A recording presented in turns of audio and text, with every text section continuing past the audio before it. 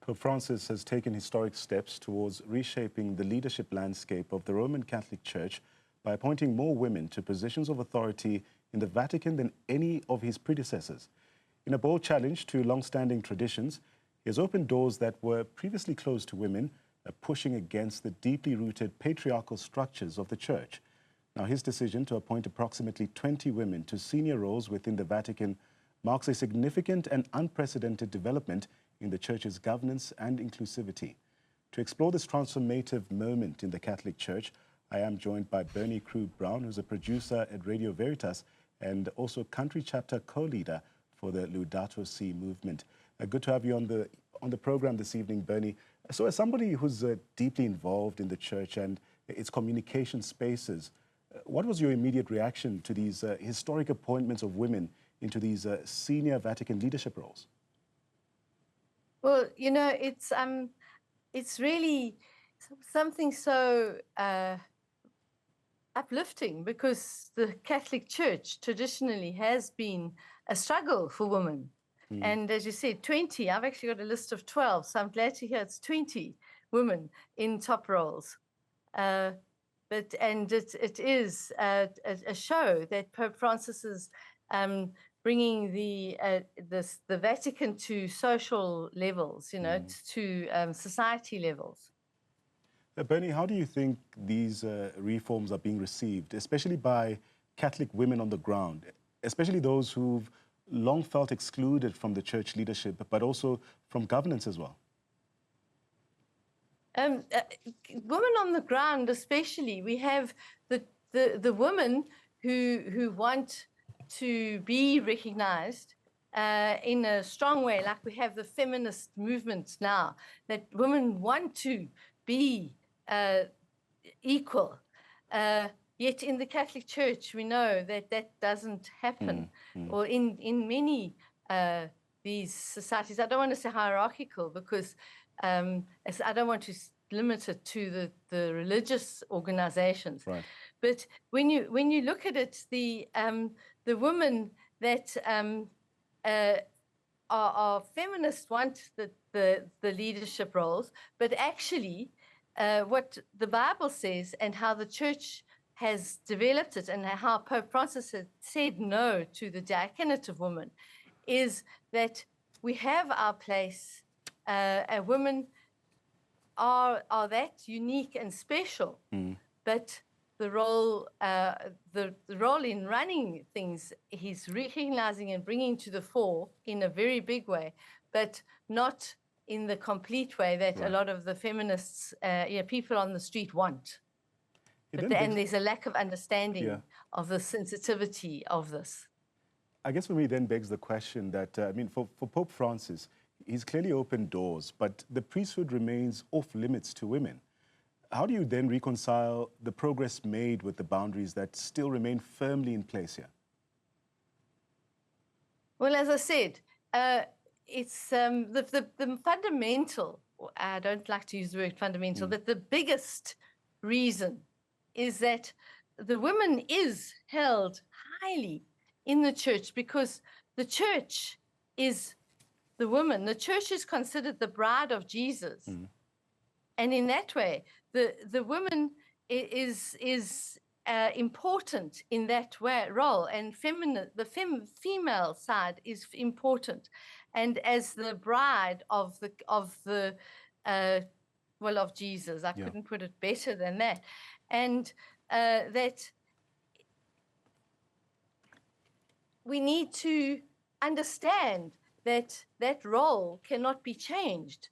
The female male in our faith is that the male has that. Jesus had the apostles; it was all on the male line.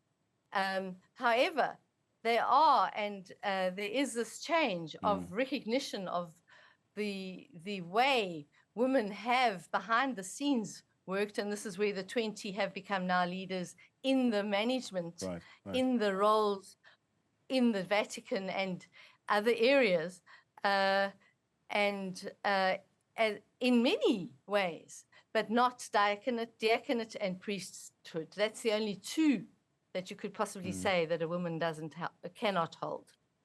Interesting for me also, Berni, is that some critics see these appointments as symbolic rather than transformational. In your view, what would real structural change for women in the church look like? It's a good question, because ideally, that recognition, I mean, I myself feel so often that I wish I was seen more than I am. So I feel what you're saying, and I'm sure as I do, I know many women do. So I think when a woman is putting together and presenting and assisting and working in the work that they are doing, as those 20 women have, I mean, that's amazing. If you look at each of those 20 women, the roles that they have played, that they have now achieved the recognition of their work. But then, as you say, to come down into our levels of the church, local, domestic church, or the local church, and then the world church.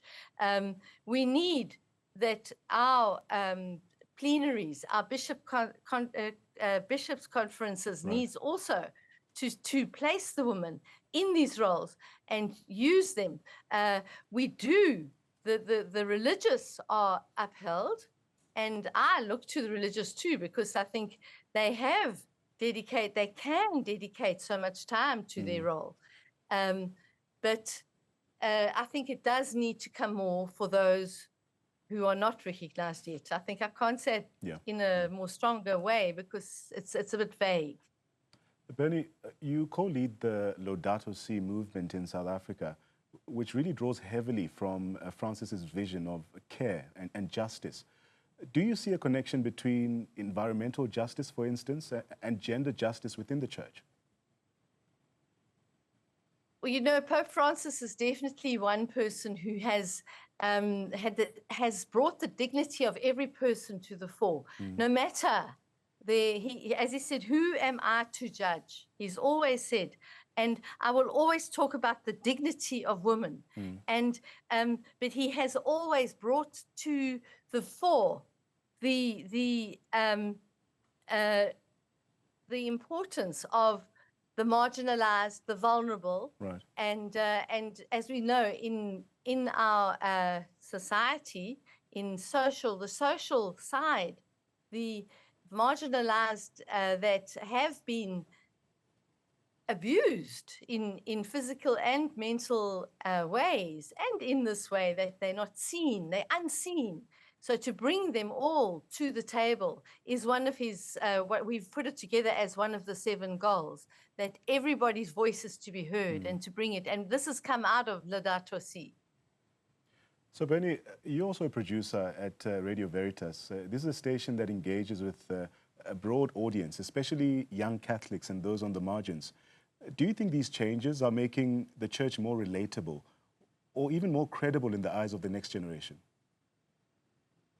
Well, I think the work with the youth from Radio Veritas, and has been in the 20 years of it being in production, in broadcasting, youth have always been essential, and they give youth the opportunities, and especially, well, women and boys and girls, men and women, in the roles that they have, and the courses and the internship and the voluntary work, and then reaching out to going to communities and working with them, and linking with the youth groups in tertiary education centers, bringing it all together.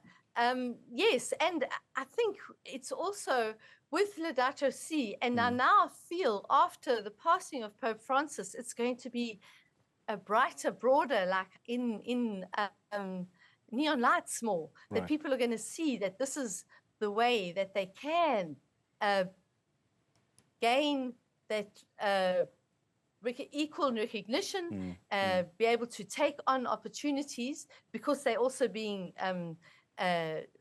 skilled to be able to, and to be able to go out and actually follow what Pope Francis is asking us to do, from Laudato Si, from Fratelli Tutti, and then now Laudato Deum as well, that we have to all be on a transition or a change, but to respond to the cry of the earth and the cry of the poor. That was Berni Crewe-Brown offering a voice and perspective at this significant moment, especially in the church's history as well.